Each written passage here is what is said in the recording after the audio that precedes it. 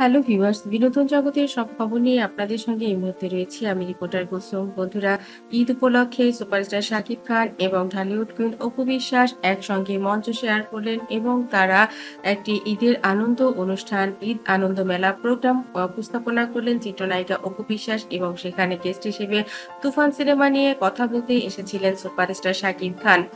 দারুণভাবে অনুষ্ঠানটি জমে গেল এবং আপনারা এই অনুষ্ঠানটি দেখতে পারবেন ঈদের তৃতীয় দিন রাত ১০টায়। আমরা জানি শাকিব খান এবং অপু বিশ্বাসকে আমরা এখনো একসঙ্গে দেখতে পারিনি ঈদের পর কিংবা কোনো ৫-৬ বছর ধরে কোনো একটা প্রোগ্রামে।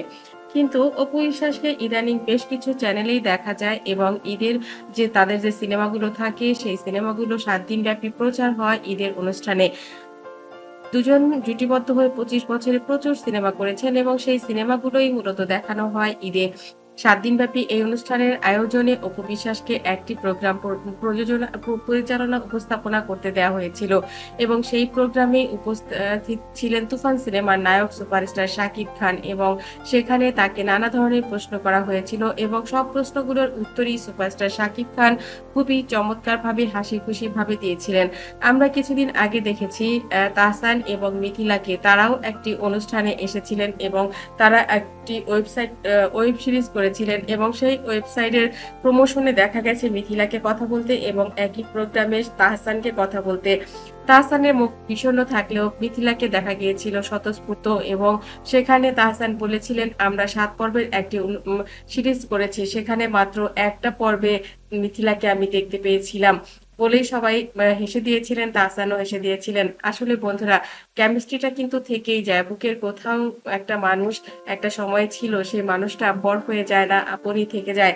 আর সাকিব অপুর ক্ষেত্রে তো এটা থাকবেই, কারণ তাদের সন্তান রয়েছে এবং অপুর সঙ্গে রয়েছে সাকিব পরিবারের এখনো কঠিন বন্ধন এবং সেই বন্ধনের কারণেই মূলত সাকিব খান এবং অপু বিশ্বাস যেখানেই যান না কেন তাদেরকে নিয়ে কথা উঠবেই এবং এই কথাগুলো তাদেরকে মেনেও নিতে হবে এবং তাদেরকে বিভিন্ন সময়ে এই কথা নিয়ে পরিবার নিয়ে আলোচনা আসলে উত্তরও দিতে হবে।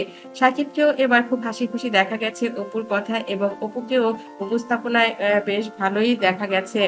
তো আমরা আশা করব এই ধরনের প্রোগ্রামগুলো আরো বেশি, বেশি দেখব। কারণ সাকিব এবং অপুকে আমরা যেভাবেই দেখি না কেন একসঙ্গে দেখতে পেলে আমাদের কিন্তু আসলেই অনেক, অনেক বেশি ভালো লাগে। প্রচুর শপিং করেছেন এবার সাকিব খান, অপু বিশ্বাস তাদের পরিবারের জন্যে। ঈদে নিশ্চয়ই এবারও অনেক বেশি মজা হবে। এই প্রশ্নের উত্তরে অপু বললেন, সেটা কোরবানির ঈদের দিনই দেখা যাবে আসলে কতটা মজা হয়। তো বন্ধুরা, সাকিব এবং অপুর এই জুটিবদ্ধ অনুষ্ঠানটি আপনাদের কাছে কেমন লেগেছে অবশ্যই কমেন্ট করতে ভুলবেন না।